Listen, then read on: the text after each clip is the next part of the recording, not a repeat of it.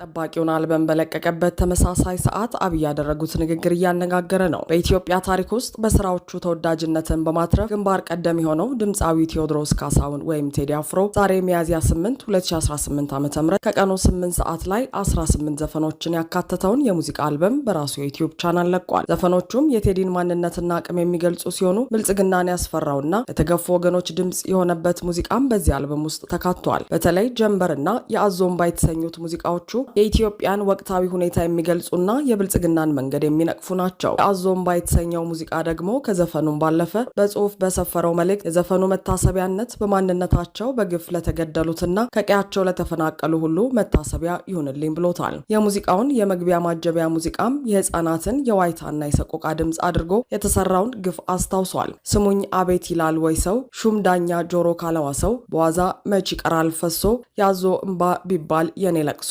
ያዞምባ ግን አይደለም ያዞምባ ግን አይደለም የኔ ቢዘም እኮ ነው ማዘኔ ያዞምባ ግን አይደለም ያዞ እምባ ግን አይደለም የኔ ቢከብድ እኮ ነው ሐዘኔ መራራ ሆኖ ስቃዬ ሳነባ ብሶ ስቃዬ ማነባው ብሶ ስቃዬ ያዞምባ አይደለም እምባዬ ሲል የተገፉ ወገኖች እምባ የሚፈሰው ማዘናቸው ቢዘም ደማቸው ቢፈስ ቢገደሉ መሆኑን በሚገባ ጠቅሷል።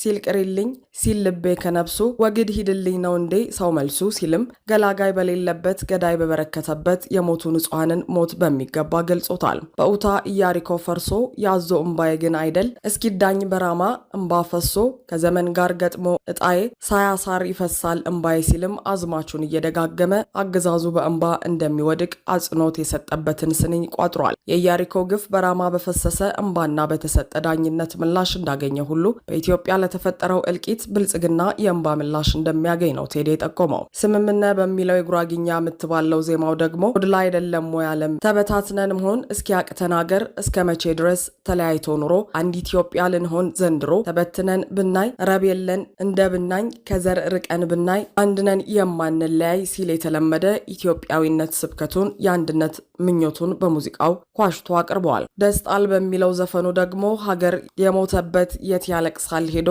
ዳስጣል ልቤ ለውስጥ የሐዘን ለቅሶ ሰው አይችል ደርሶ አለ ጊዜ ገና ነው እያልኩት ራሴን በደልኩት ለካ እንዲህ ነው ማለቅ እያሉ ነዶ ሀገር የሞተበት የት ያለቅሳል ሄዶ ክሱም ላሊበላን በአንድ አለት አቅንቶ አልራመድ አለ አቅል ተለያይቶ ምሰሶው ዘመመ ጣራውም ያፈሳል አገር የሞተበት የት ሄዶ ያለቅሳል ባሳደገኝ ቀዬ ባደግኩበት ሀገር ባይተዋር ሰውኜ እንደሌለው ሀገር ያቆምኳትን ሰንደቅ ተፈትኜ በሳት እንዴት አቀርቅሬ ባንዲራዬን ላንሳ ባይ ለዘዴው በአፍ ይቀድማል አምኖ መከዳት እንዴት ያማል ወርቅ ያበደረ ደርሰት አለት እንዴት ይችላል ዝም ማለት ከነገ ይሻል ባልኩኝ የራሴን ጩኸት ተነጠቅኩኝ እያለ ዋዜማው ሙዚቃው ደግሞ የዛሬቱን ኢትዮጵያ ሁኔታ ቁልጭ አድርጎ አሳይቷል። መርከብ መሬማ ዝጸዳል ብልጭታ በመስኮቱ ታየኝ ሺ ቢባል የማረግ ጥቅ ስማራሴ ትንታጓ ጽዮን ሙሽራይና ጀንበርና የአዞምባ ቴዲ በዛሬው ዕለት የለቀቃቸው ሙዚቃዎች ናቸው። ይበንዲ እንዳለ በዛሬው ዕለት የአሰላን የንፋስ ማመንጫ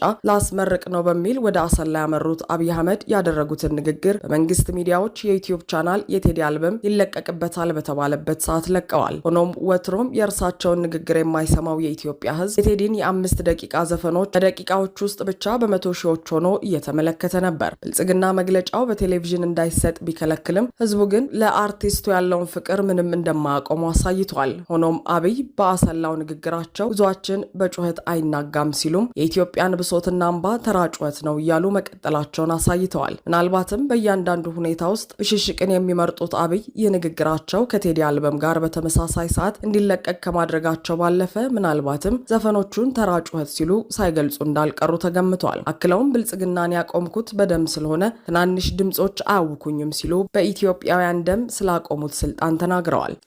የጀመርነው የብልጽግና ጉዞ በየትኛውም አይነት ጩኸት እንዳይናወጥ በደም መሰረት ያቆምነው ስለሆነ በብዙ ውጣውረድ በብዙ ስቃይ በብዙ ችግር ያለፈ ስለሆነ አሁን ትናንሽ እዚህ ከተከልናቸው ፋርሞች የአንዱን ያክል ንፋስ የማያንቀሳቅሱ አጀንዳዎች የሚያውኩን ሰዎች አይደለንም።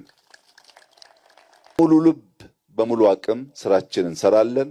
ሊያደናቅፈን የሚችል ማንኛውም እንቅፋት ካለ እንደ የትኛውም ጉቶ ነቅለን በመጣል እናልፋለን።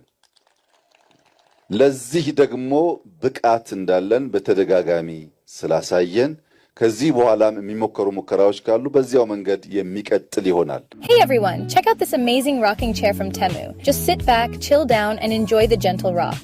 የሚሞከሩ ሙከራዎች ካሉ በዚያው መንገድ የሚቀጥል ይሆናል።